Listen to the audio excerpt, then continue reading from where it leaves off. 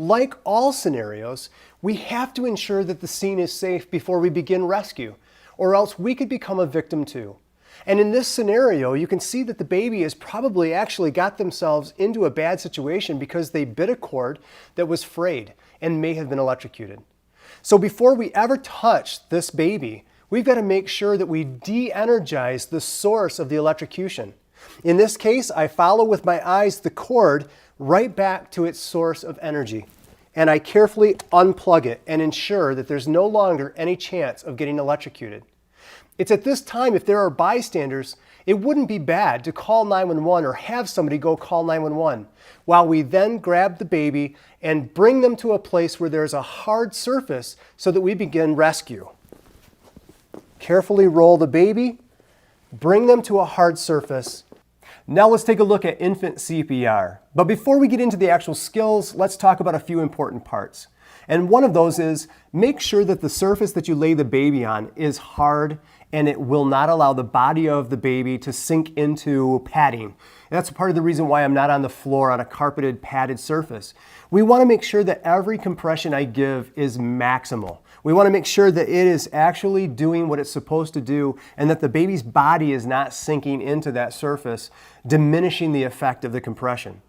Number two, when it comes to infants and children, they're so respiratory driven, they're so oxygen driven, that we want to make sure to make a note whether or not they went into cardiac arrest in our presence or whether we found them already in cardiac arrest. Because if we found them in cardiac arrest and we don't know how long they've been down, we know they need oxygenation really bad.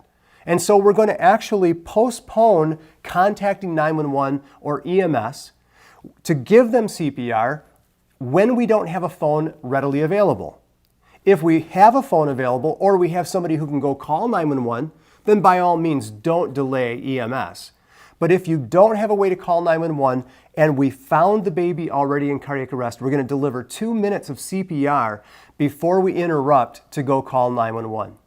If the baby was witnessed, we call 911 immediately and then go right into CPR.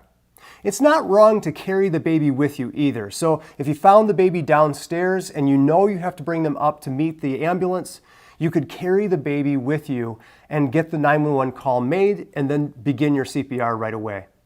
In this case, the scene is safe, our gloves are on, our CPR shield is available, and I actually do have a cell phone that's available.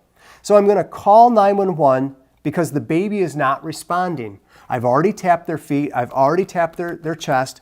They didn't move, they didn't cry, they didn't talk, they didn't move to my tickling, and they certainly are not breathing normally. So I know this is a medical emergency. So I called 911. I actually put the phone on the speaker so that the dispatch center can coach me through this event. I'm not alone anymore. I have help. Now I'm going to bare the chest of the baby and I'm going to find the imaginary line between the nipples.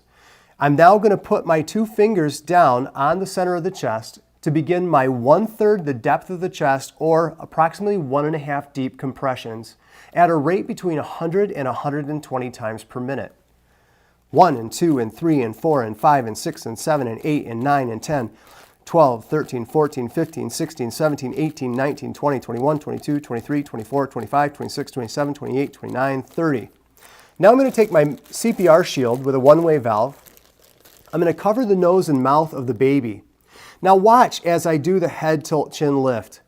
I'm not bringing the head fully back like I would a large child or an adult because a baby's airway is only the size of their pinky. So what we're doing is bringing the baby's head into more of a neutral position. Remember, infants don't really have much of a neck. So if their chin is too close to their chest or their head is tilted back too far, both can actually diminish the openness of their airway. So I want them in more of a neutral position. Now there's another little way to remember that, and I call it the sniffing position. Now what do I mean by sniffing position? Well, what I mean is if you walked into a room and someone were baking cookies, you wouldn't really put your nose down like you're smelling a flower. You would maybe put it a slightly bit up into the air and, ooh, someone's baking cookies. What's that smell? So that's what we mean by the sniffing position. It's not fully back, it's just slightly raised. And so we bring the baby's head into the neutral position or slightly sniffing position. Now I'm going to seal my mouth over the nose and mouth of the baby and deliver a rescue breath. As I deliver the breath, I see the chest rise and fall. I'm going to deliver my second breath. As I give my second breath, the air goes in again. Now I'm going to repeat the chest compressions. 30 chest compressions between a rate of 100 to 120 times a minute. Then I'm going to give them 2 more rescue breaths. And I'm going to continue this cycle of 30 chest compressions to 2 rescue breaths. And I'm not going to stop until EMS arrives, an AED arrives, or someone equally trained or higher relieves me from this skill.